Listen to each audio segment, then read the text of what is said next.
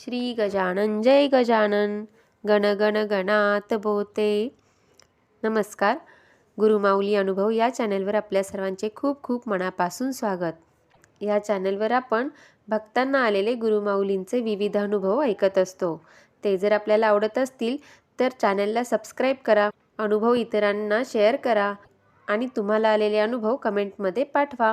चला तर मग आजच्या अनुभवाला आपण सुरुवात करूयात. आज आपण अनुभव ऐकणार आहोत सौ शुभदाताई विलास सावरगावकर यांचा.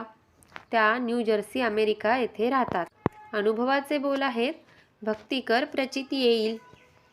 जय गजानन. त्या असं म्हणतात, लहानपणी आजीचा हात धरून नाशिकला गोळे कॉलनीत गजानन महाराजांच्या मंदिरात जाता जाता आणि आजीकडून श्री गजानन विजय ग्रंथ ऐकता ऐकता शालेय जीवन संपलं. पुढे इंजिनिअरिंगला ॲडमिशन मिळाली आणि मी हॉस्टेलमध्ये राहण्यासाठी घर सोडलं. तेव्हा आजीने तिची गजानन महाराजांची पोथी माझ्या हाती ठेवली आणि मला प्रेमाशीर्वाद दिला. पोथी वाचत राहा, महाराजांना नमस्कार करीत राहा, ते तुझं रक्षण करोत. तोच आजीचा आशीर्वाद पुढे फलद्रूप झाला. मनात गजानन महाराजांची भक्ती प्रज्वलित होऊन गजानन महाराज जीवन जगण्याचा एक फार मोठा आधार झाला. शिक्षण झालं, लग्न झालं, तेव्हा कळलं माझा नवराही गजानन महाराज भक्त आहे. मग काय, लग्न होऊन अमेरिकेत परतताना प्रथम शेगावला जाऊन महाराजांचा आशीर्वाद घेऊनच अमेरिकेत परतलो. मी सौ शुभदा विलास सावरगावकर. गेली 35 वर्षे अमेरिकेत राहते आहे. मागील 24 वर्षे न्यू जर्सी येथे स्थायिक आहे. श्री गजानन विजय ग्रंथात श्री दासगणू महाराजांचे जे शब्द आहेत, सारखा मिळे सारख्याशी, पाणीच मिळे पाण्याशी, विजातीय द्रव्याशी समरसता होणे नाही, त्याचा प्रत्यय अमेरिकेत आल्यावर आला. ज्यांच्या अंगी गजानन महाराजांच्या भक्तीचं पाणी वाहत आहे असे बरेच भक्त आम्ही एकत्र आलो.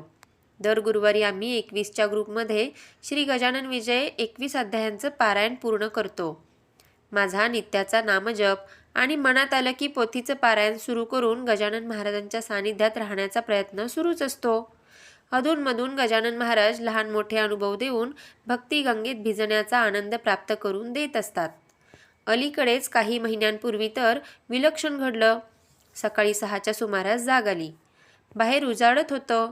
डोळे उघडले तर समोर साक्षात गजानन महाराज. क्षणभर वाटलं आपण स्वप्नात तर नाही. मी स्वतःला चिमटा काढला.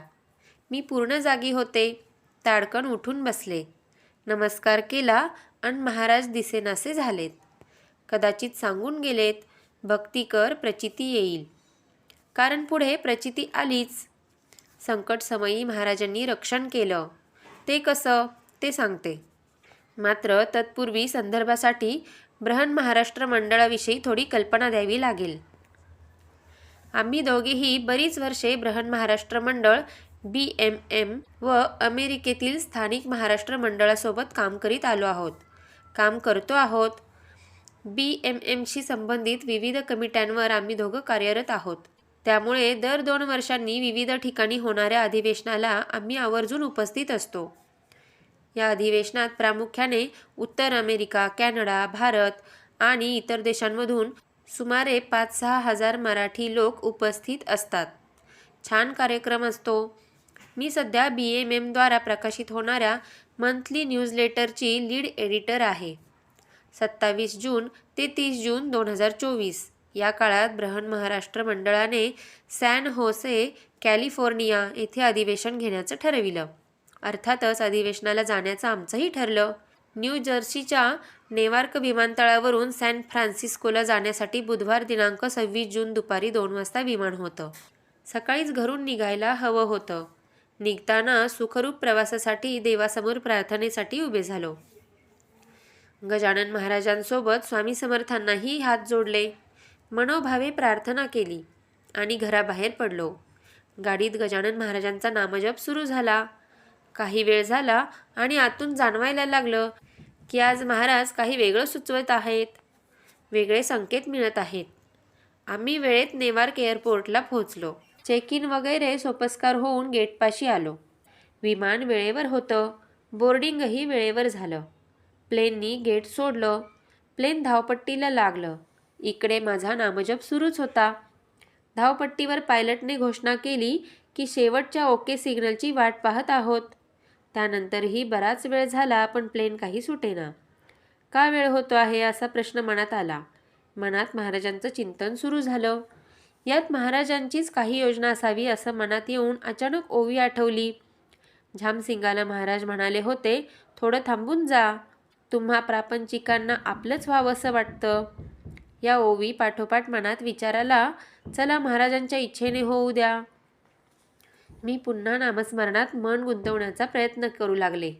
इतक्यात घोषणा झाली की प्लेनचे लँडिंग गिअर फेल झाल्याकारणाने प्लेन पुन्हा गेटकडे नेत आहोत. ते ऐकताच प्रत्येकाच्या मनात आलं, प्लेन तसंच उडालं असतं तर तिकडे लँड होताना काहीही होऊ शकलं असतं. या कल्पनेनेच प्रत्येकजण मनातून हादरून गेला. आमच्यासाठी सद्गुरू कृपेने संभाव्य संकट टळलं होतं. विमानाला लँडिंग गिअर फिक्स केल्यानंतर आम्ही एका तांत्रिक संकटातून बाहेर आलो. भरपूर वेळ झाला होता. आता एक नैसर्गिक संकट समोर होतं. अंदाजानुसार त्या संध्याकाळी नेवार्कला वादळ होणार होतं. वादळानंतर संध्याकाळी 6:30ला पुन्हा त्याच प्लेनमध्ये बोर्डिंग झालं. विपरीत हवामानामुळे खूप विमानं धावपट्टीवर उभी होती. आमच्या विमानाच्या पायलटनं घोषणा केली, फायनल ओके मिळताच विमान निघणार.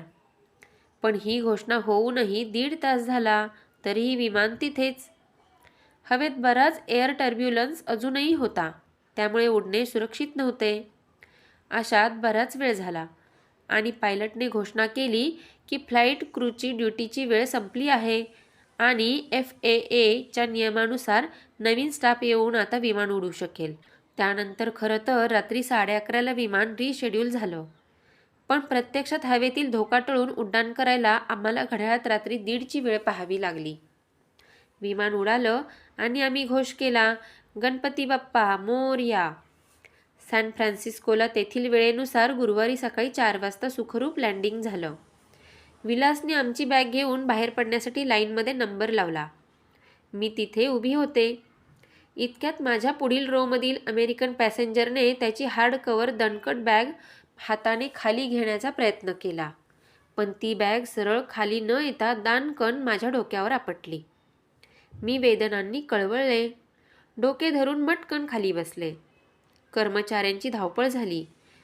त्यांनी बर्फाची पिशवी आणून डोक्यावर धरली. 2-3 ठिकाणी टेंगूळ आलं होतं. मला व्हीलचेअरवरून खाली बाहेर घेण्यात आलं. लगेच चेकअप झालं. डॉक्टर म्हणाले, थोडक्यात निभावलं, अन्यथा फार मोठं नुकसान होऊ शकलं असतं. त्यानंतर माझं मन शांत झालं. सकाळपासून मनाची जी घालमेल होत होती ती थांबली आणि लक्षात आलं, आज काहीतरी होणारच होतं. पण महाराजांनी आणि स्वामींनी सर्व थोडक्यात निभावलं होतं. अधिवेशन छान पार पडलं. आम्ही सोमवारी घरी परतलो. देवाचे आभार मानले. लगेच गुरुवारी आमच्या पोथी वाचनात मला योगायोगाने 3रा अध्याय आला. जानराव देशमुखाचे गंडांतर महाराजांनी टाळले. वाचता वाचताच मला खूप रडायला आलं. सकाळी पूजेसाठी विलासने आणून दिलेली फुले मी सर्व देवांना वाहिली होती. मनात आर्तभाव जागृत झाला होता. नैवेद्य दाखवून आता आरती सुरू करणार. तोच प्रथम गजानन महाराज, लगेच रेणुका माता आणि पुढे विठ्ठल, या 3ही फोटोंवरील फुलं क्रमशः खाली पडली. माझ्यासाठी तो विलक्षण संकेत होता. सद्गदित अंतःकरणाने मी पुन्हा देवाला हात जोडले. भक्ती कर, प्रचिती येईल, हा विश्वास महाराजांनी मनात दृढ केला होता. त्या दृढ विश्वासाने माझ्या ओठी सहज शब्द आलेत, श्री गजानन जय गजानन, श्री गजानन जय गजानन, श्री गजानन जय गजानन.